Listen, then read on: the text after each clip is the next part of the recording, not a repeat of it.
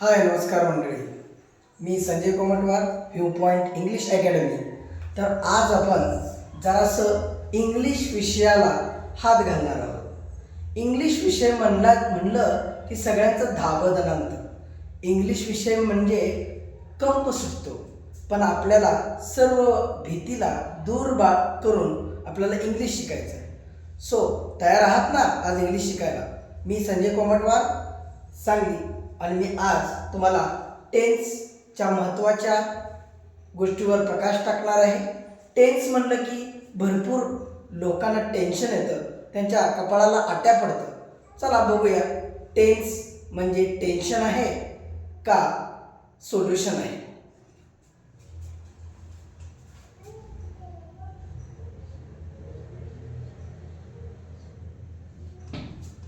तर आपल्याला माहिती आहे की टेन्स म्हणजे आपल्याला माहिती आहे की simple present tense, past continuous tense, present perfect tense, present perfect continuous tense आणि त्याची 1760 सूत्र, आणि सूत्रांना पाठ करून आपण स्वतःला त्या सूत्रांच्या जंजाळात अडकून घेतो.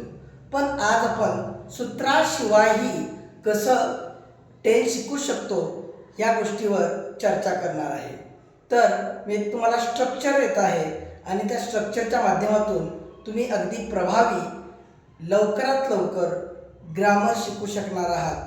त्याचं पहिलं पाऊल आज आपण 2 फेब्रुवारीला टाकत आहोत आणि त्याच्या माध्यमातून आज आपण टेन्स शिकणार आहोत. चला, तसं पाहिलं तर टेन्सचे मुख्य 4 प्रकार पडतात. 4 प्रकार त्याच्या सब टाईप्सवरनं पडतात. सब टाईप्स म्हणलं तर काय? सिंपल, कंटिन्युअस, परफेक्ट आणि परफेक्ट कंटिन्युअस. आणि तसं जर त्याच्या मुख्य स्ट्रक्चरवरनं बघितलं तर 3 प्रकार पडतात: प्रेझेंट, पास्ट आणि फ्युचर. तर या मुख्य टाईप आणि या सब टाईपचा वापर करून आपण कमीत कमी फॉर्म्युलामध्ये काय करणार आहोत? टेन्स शिकणार आहोत. बघा, तर आपलं पहिला सब ग्रुप आहे सिंपल ग्रुप. कुठला ग्रुप आहे? Simple group. या सिंपल ग्रुप मध्ये आपण या पद्धतीनं त्याचं प्रेझेंटेशन करणार आहे.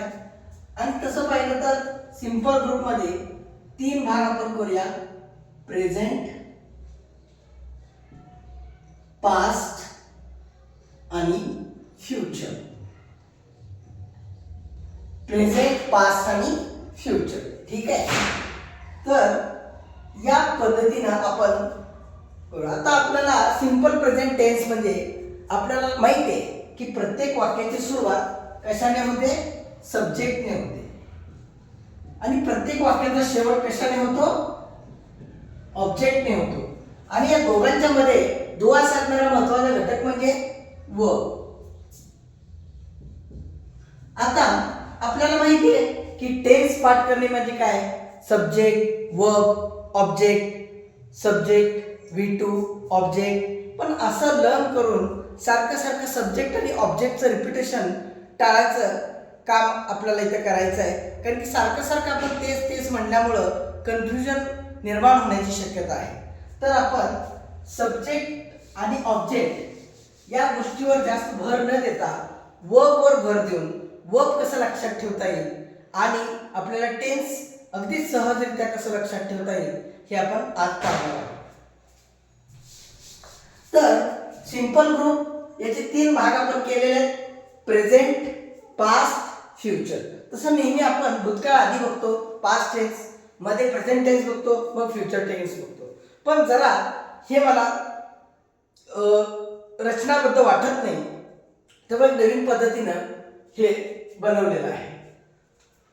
तर याच्यामध्ये जर सिंपल प्रेझेंट म्हणला तर आपल्याला V1 हे लक्षात ठेवावं लागेल. V1 म्हणजे वर्बचे पहिले रूप. It is a verb first form. Okay. In order to understand the mechanism we have to understand the structure of the tense. Okay. अगर आपको ये समझता नहीं है तो आप कमेंट सेक्शन में बता सकते हो. सिंपल ग्रुप याच्यामध्ये 3 भाग पडतात: present, past, future. Present simple present म्हणजे V1, सिंपल पास्ट म्हणजे V2 आणि सिंपल फ्युचर म्हणजे विल V1. ओके, आणि आपण याला या पद्धतीने काय करू शकतो, लक्षात ठेवू शकतो. तर सिंपल ग्रुप हा सिंपल आहे, खूप सिंपल आहे. त्याच्यामध्ये 3 भाग पडतात, present past future, present past future. तर हे 3 सिंपल भाग आपल्याला लक्षात ठेवायचे. आणि म्हणताना कसं म्हणायचं आहे, simple present, simple past, simple future. Okay, म्हणा simple present V1, simple past V2, simple future will V1. अगदी सोप्या पद्धतीने आपण लक्षात ठेवू शकतो. V1, V2 will V1, simple present, simple past आणि simple future V1, V2 will V1. म्हणजे हा वर्ब जर आपण कॉन्सन्ट्रेट केला तर स्टडी, स्टडीड आणि विल स्टडी. आता तुमच्या मनात साहजिकच हा प्रश्न निर्माण होऊ शकतो, सर तुम्ही बरोबर आहे, सांगितलेलं सगळं बरोबर आहे, तर इथं विलच आहे, शाल का दिसत नाही. आता आपण शाल हे मुद्दा म्हणून घेतलेलं नाहीये. मला असं सांगायचं आहे, आपल्याला आपलं स्ट्रक्चर कमीत कमी आणि समजण्याजोगं करायचं होतं, त्यामुळे इथं शालला घेतलेलं नाही. पण आपल्याला एवढं लक्षात ठेवायचं आहे, जिथं जिथं शाल आहे, जिथं जिथं विल आहे तिथं तिथं शाल असणारच. मग जिथं जिथं विल बी असणार तिथं तिथं शाल बी असणारच. जिथे जिथं विल हॅव असणार आहे तिथे तिथं शाल हॅव असणार आहे. आणि जिथं विल हॅव बीन तिथं शाल हॅव बीन. जिथे तू तिथे मी तसं आहे. त्यामुळं जिथं विल आहे तिथं शाल तुम्ही समजून घेणारच आहात. त्यामुळं यात लक्षात ठेवा, स्टडी, स्टडी, विल स्टडी हे आपण लक्षात ठेवू शकतो. त्यानंतर टेन्सचा दुसरा सर्वात महत्त्वाचा ग्रुप म्हणजे कंटिन्युअस ग्रुप. कुठला ग्रुप? Continuous group. तर मी इथं लिहित आहे continuous group, continuous group.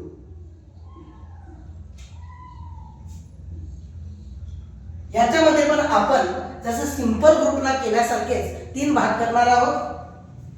Present, past, future. Present, past, future. Okay, याच्यामध्ये आपल्याला रचना करताना काय घ्यायचंय? वर्ब एमिजार V4. काय घ्यायचंय? एमिजार V4, was were V4, was were V4 आणि इथे घ्यायचंय will be V4. काय घ्यायचंय? will be V4. हा, तर जसं आपण सिंपल ग्रुप मध्ये केलं V1, V2 will V1, तसंच आपण कंटिन्युअस ग्रुप मध्ये केलेलं आहे present, past, future, present, past, future असं त्याचं सेगमेंटेशन केलेलं आहे. त्यामुळं आपल्याला वाचताना कसं वाचायचं, आपल्याला सगळ्यात महत्त्वाची गोष्ट लक्षात ठेवायची आहे, इकडून इकडं वाचायचं आहे. पहिल्या ग्रुप मध्ये आपण काय केलं? इकडून इकडं वाचलं. सिंपल ग्रुप मध्ये simple present, simple past, simple future. आता वाचताना कसं वाचायचं?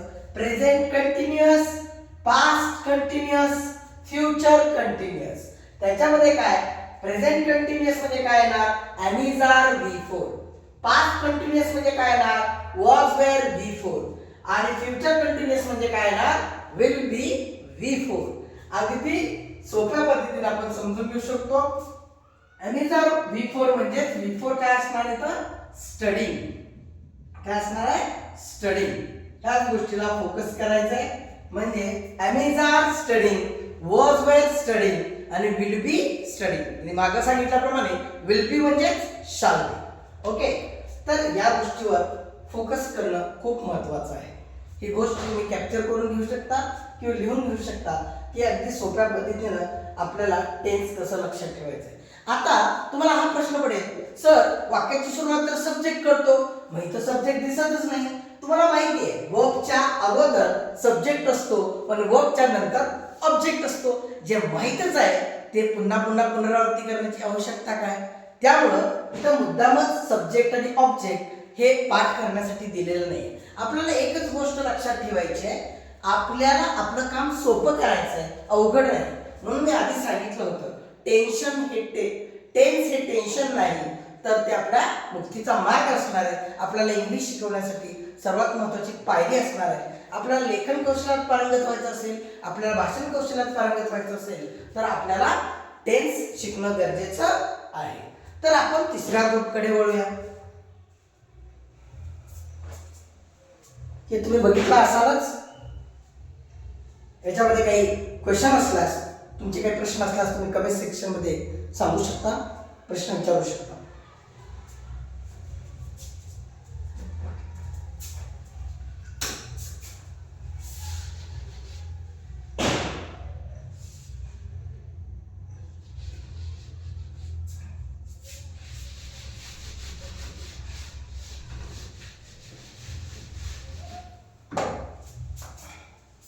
तिसरा ग्रुप आहे परफेक्ट ग्रुप. कुठला ग्रुप? Perfect group.